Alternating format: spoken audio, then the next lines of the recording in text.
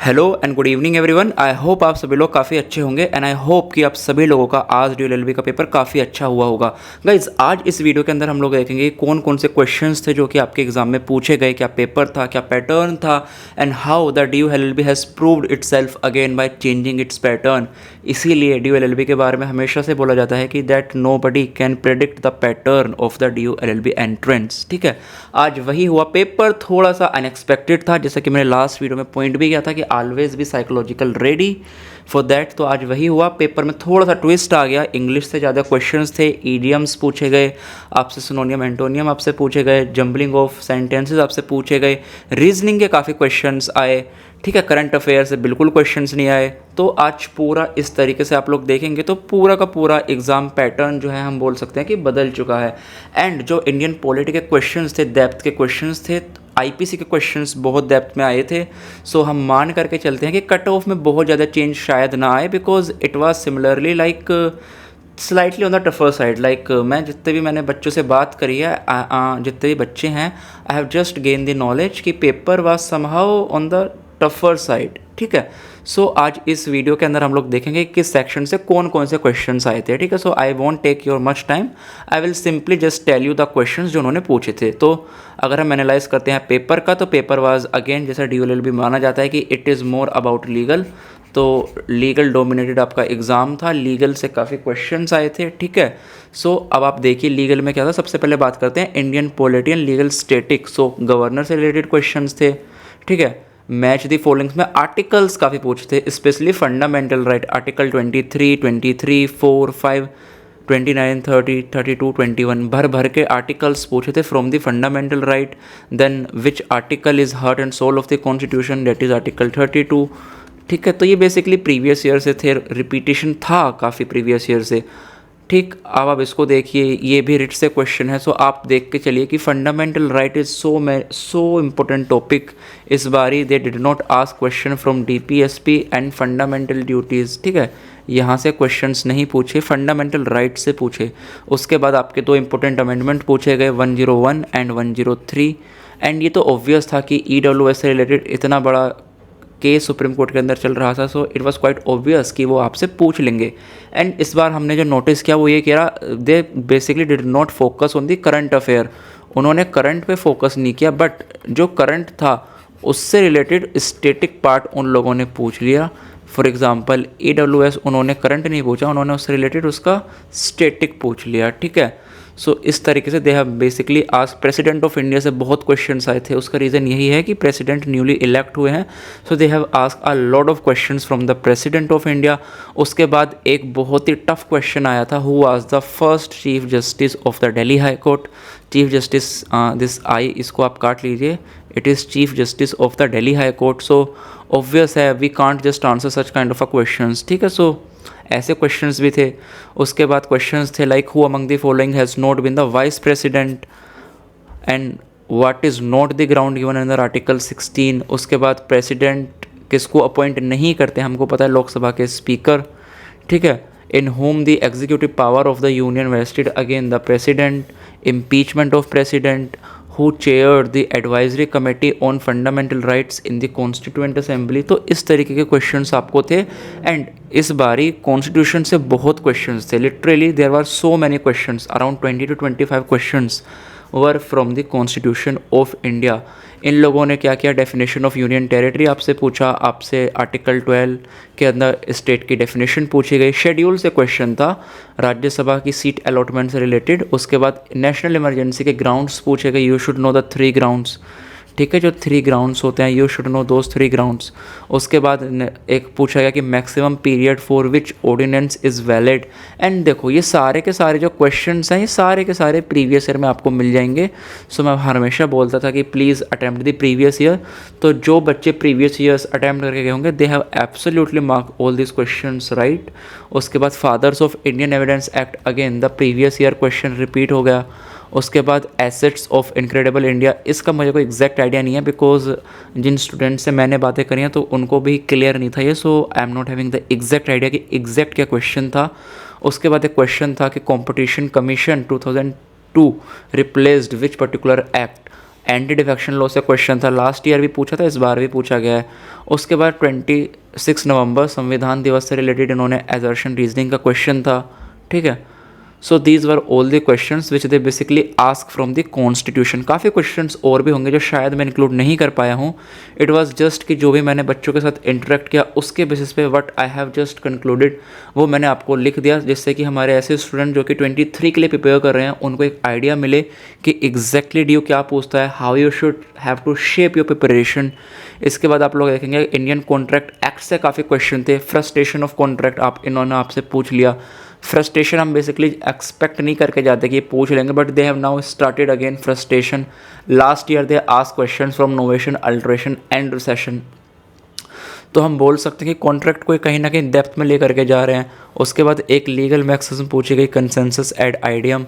उसके बाद वेगर कॉन्ट्रैक्ट के बारे में पूछा गया। एक प्रॉब्लम दी गई जिसमें बोला गया कि एक पैरेट को ट्रेन किया गया उसके ओनर के द्वारा एंड वो जाकर के किसी को ऑफ़र बताता है, तो it is basically invitation to offer but it is not a valid, there is no legal validity of such kind of a contract. उसके बाद वॉइड, वॉइडेबल, इन सब से related match of the followings पूछे गए थे। सो ईजी, मतलब contract वही था कि जो हम बेसिकली पढ़ते हैं, जो हम लोग पढ़ाते हैं आपको, आपने वही किया होगा, तो you will just easily sail through the Indian contract act. उसके बाद एक केस लॉ पूछा गया था रेनल्ड वर्सेस फ्लेचर का। उसके बाद इन्विटेशन टू ऑफ़र से एक क्वेश्चन था। उसके बाद एक क्वेश्चन था, ये वाला प्रॉब्लम दी गई थी बेसिकली, उससे आपसे पूछा था कि वो फ्रॉड है, कोअर्शन है, एंड इन्फ्लुएंस है, क्या है, ठीक है। तो कॉन्ट्रैक्ट के काफ़ी क्वेश्चंस थे। उसके बाद हम अगर देखते हैं तो लैंडमार्क जजमेंट, इस बारी they have ask 5 landmark judgement, ठीक है। जोसेफ शाइन की जजमेंट पूछी थी जो शायद इन्होंने 2018 में भी पूछी थी, 18 या फिर 19, I don't remember the year exactly, but they have repeat the question, ठीक है। उसके बाद राइट टू इंटरनेट इन्होंने पूछ लिया। Then they have asked section 66 of the IT act.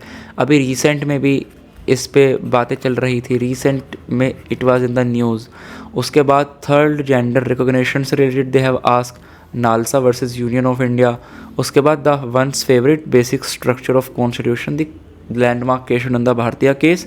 So judgment was easy. Judgment was basically on the based on the constitutional law.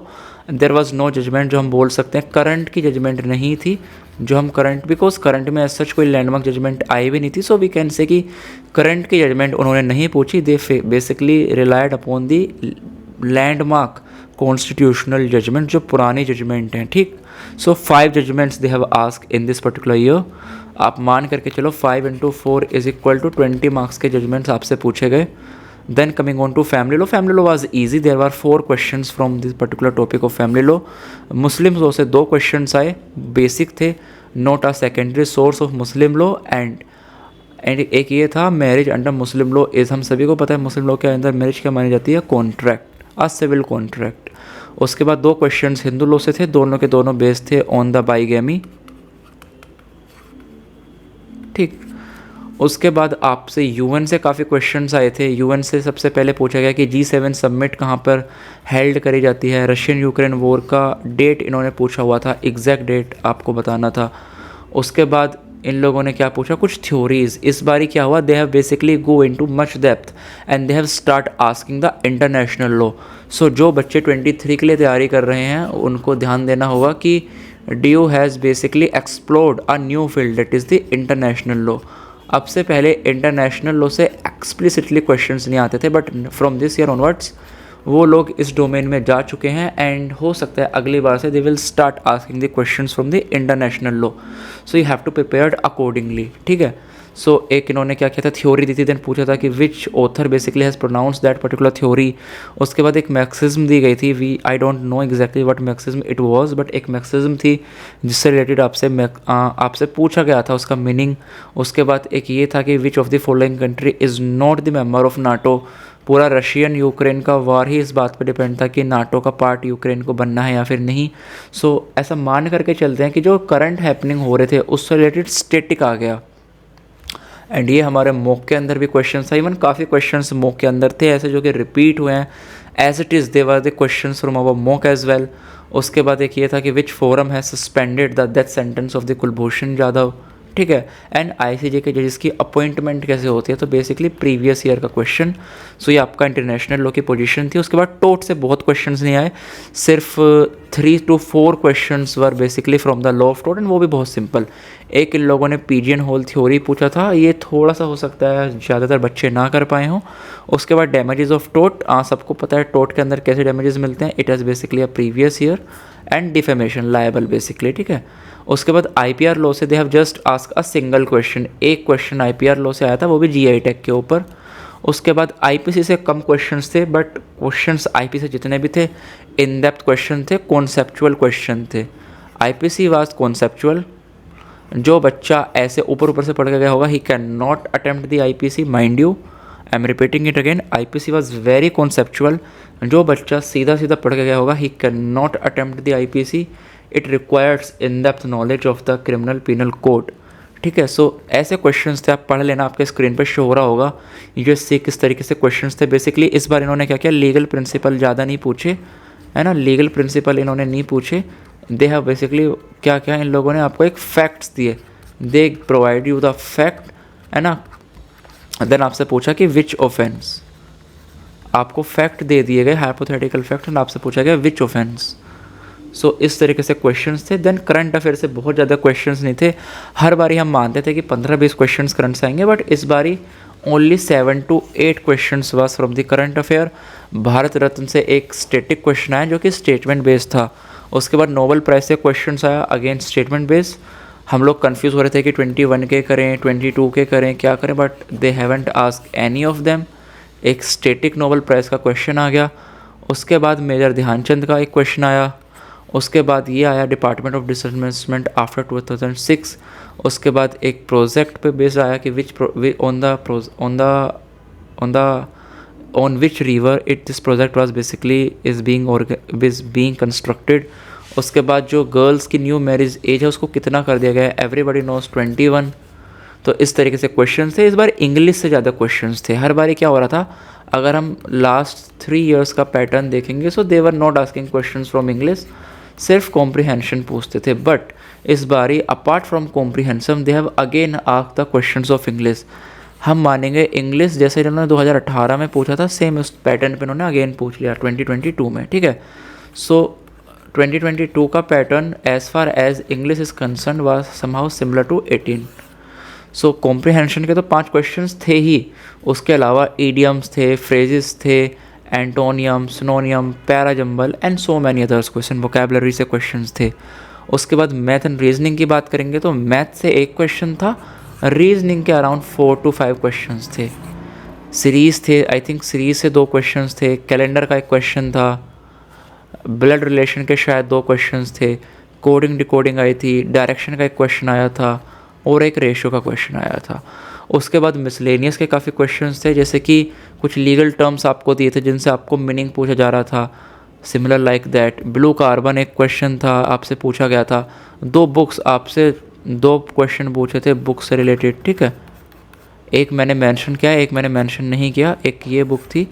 उसके बाद history के काफ़ी क्वेश्चंस थे, है ना। हिस्ट्री के they have asked modern history questions, and even ऐसा नहीं था कि बहुत इजी थे, in depth questions similar to UPSC, ठीक है। अब उसके लिए ऑफ कोर्स जिसने स्पेक्ट्रम बिपिन चंद्रा पढ़ी है वही कर पाएगा, बेसिक आप सोचो नहीं कर पाओगे मॉडर्न हिस्ट्री के क्वेश्चंस। इन depth questions, statement based questions, chronological order questions, ठीक है। आप सोच के चलो मॉडर्न हिस्ट्री पूछ रहे हैं वो लोग डेप्थ में जा करके, statement based chronological order. So history was tough, तो गम्मत बनाओ जो बच्चा यूपीएससी एस्पायरेंट नहीं है वो हिस्ट्री नहीं कर पाया होगा।